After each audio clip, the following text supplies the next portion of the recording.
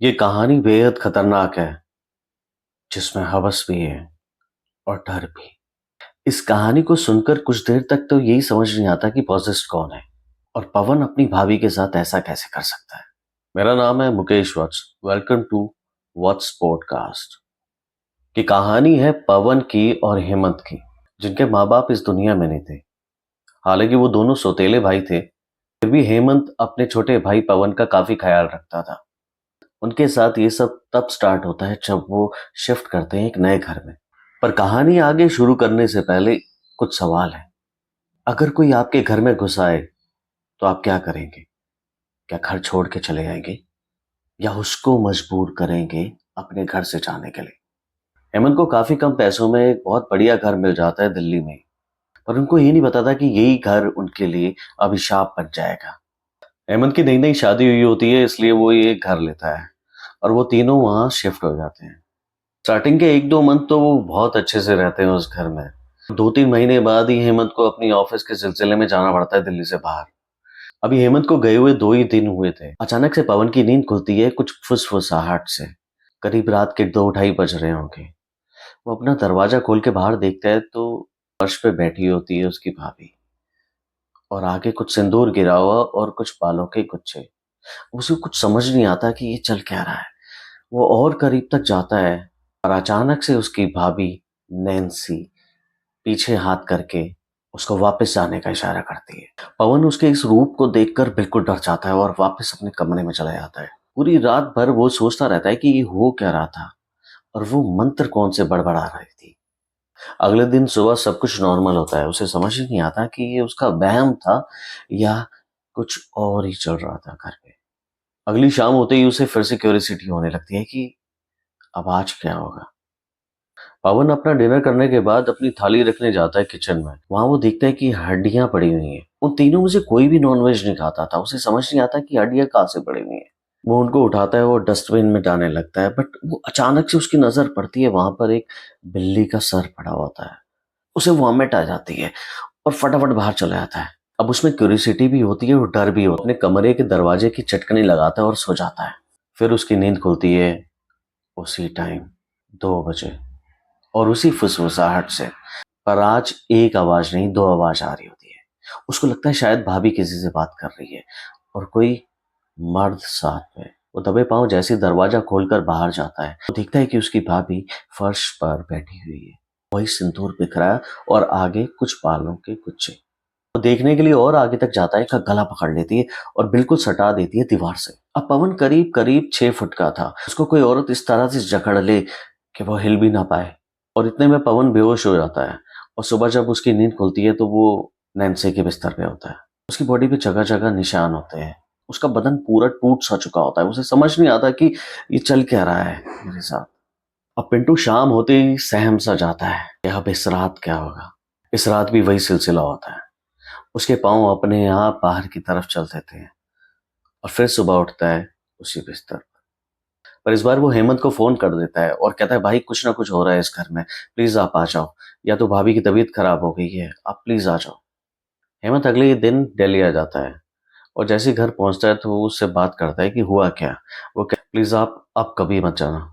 Nancy से पूछता है कि क्या हुआ, पीछे से कुछ दिक्कत हुई क्या? नैन्सी बोलती है, तुम्हारे भाई के चाल चलन मुझे कुछ ठीक नहीं दिखते, वो मेरे रूम के बाहर दिखता है हमेशा। उस रात हेमंत पवन के साथ ही सो जाता है। उसे लगता है कि शायद इसकी तबीयत खराब है तो आज इसी के साथ सोना चाहिए। पर अचानक से हेमंत की नींद खुलती है रात के 2 बजे करीब, और वो देखता है कि पवन बाहर की तरफ जा रहा है।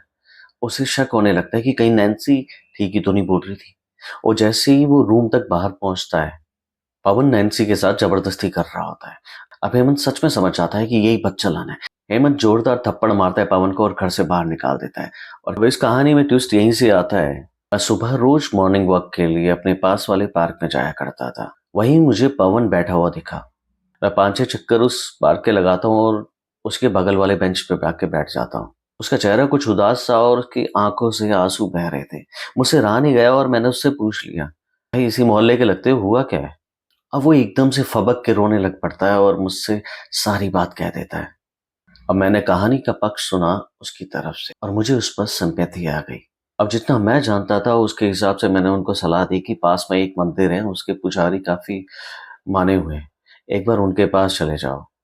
पवन हेमंत को समझाने में कामयाब हो जाता है और वो घर के कुछ चावल लाने के लिए कहते हैं और नैन्सी की एक चुन्नी। अब वो पुजारी सब कुछ समझ जाते हैं और उनको कहते हैं कि तुम सबको बालाजी जाना होगा, तुम सब पे बहुत बड़ा खतरा है। अब हेमंत को लगता है शायद कोई ऊपर की हवा है, और अब हेमंत को भी इसलिए यकीन हो जाता है क्योंकि नैन्सी डिमांड करती है नॉनवेज खाने की, जिसने बचपन से आज दिन तक कभी नॉनवेज नहीं खाया था। तो उसे लगता है कि कुछ ना कुछ तो ऊपर का साया है इस घर में, और वो अगले दिन चल पड़ते हैं बालाजी की तरफ। पर अभी मानेसर क्रॉस ही करते हैं कि अचानक से नैन्सी पूछती है, अरे आप लोग बता तो दो, हम जा कहाँ रहे हैं?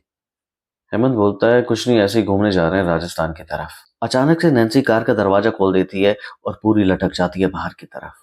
अब उसका असली रूप बाहर आता है और वो आदमी की आवाज में कहती है, अगर तुम नहीं बताओगे तो मैं इसको मार दूंगा। मुझे पता है तुम कहाँ जा रहे हो, वापस चलो। हेमंत ने यह रूप पहली बार देखा था और पवन बोल पड़ता है कि भाई देखा, मैं कह रहा था ना कि कुछ ना कुछ तो गलत है भाभी के साथ। अब वो घर वापस आ जाते हैं और उन्हीं पुजारी के पास पहुंचते हैं और उनको सब कुछ बता देते हैं। पुजारी उनके घर जाने के लिए रेडी हो जाते हैं। काफी देर तक प्रयास करते हैं कुछ मंत्रों का पढ़ने का, बट उसके बावजूद भी कुछ नहीं हो रहा था। और डरकर पुजारी वापस चले जाता है, कहता है ये मेरे बस की बात नहीं है, अब तुम्हें हिमाचल जाना होगा। दोनों पॉजेस्ड हो जाते हैं, पवन भी और नैन्सी भी। और अब वो खुलेआम आपस में प्यार करने लगते हैं। ये हेमंत से देखा नहीं जाता और वो दोनों को अलग अलग रूम में बंद कर देता है, पर रात भर वो दरवाजा पीटते रहते हैं। अगले दिन हेमंत अरेंजमेंट करता है हिमाचल जाने का। वो तांत्रिक से बात करके सब कुछ बता देता है। तांत्रिक वहीं कुछ दिन उनको ठहरने के लिए बोलता है, वहीं आश्रम में। करीब 3-4 दिन बाद वो पूजा स्टार्ट करता है और उसमें वो एक एक चीज बताता चलता है कि तुमने जो ये घर लिया था, वहां पहले से भूत का वास था और उस भूत को नैन्सी बहुत पसंद आ गई। इसीलिए वो पिंटू को पॉसेस्ट करके अपनी संतुष्टि करता था, अपनी हवस पूरी करता था। अब हेमंत का अगला सवाल था, तो नैन्सी को क्या हुआ? क्या नैन्सी बिल्कुल ठीक है? तांत्रिक कहता है कि याद करो, तुमने एक दिन चौराहे पे लाल कपड़े में कुछ बांधा हुआ था, उसे देखकर क्या कहा था? अब हेमंत कहता है, हाँ मुझे याद है, वहां शिफ्ट करने से 2-4 दिन पहले ही इसको देखकर मैंने बोला था ये साले पागल पता नहीं क्या करते हैं। तांत्रिक बोलते हैं, बस वहीं से एक दूसरी आत्मा तुम्हारी वाइफ को लगी थी। अब हेमंत को कुछ याद आता है कि जब कार क्रॉस करी थी उसके ऊपर से, तो कार कुछ भारी सी हो गई थी। तांत्रिक सारी पूजा पाठ करके उन दोनों आत्माओं को अपने कब्जे में ले लेता है और कहता है, अब जाओ, अब कुछ नहीं होगा। हालांकि अब सब कुछ ठीक हो चुका था, बट अब पवन के मन में ऐसा पश्चाताप था कि वो अपने आप को माफ नहीं कर पा रहा था। वो कभी नजरें नहीं मिला पाया अपनी भाभी नैन्सी से। तो और भी रियल इंसिडेंट सुनने के लिए सब्सक्राइब करें व्हाट्स पॉडकास्ट।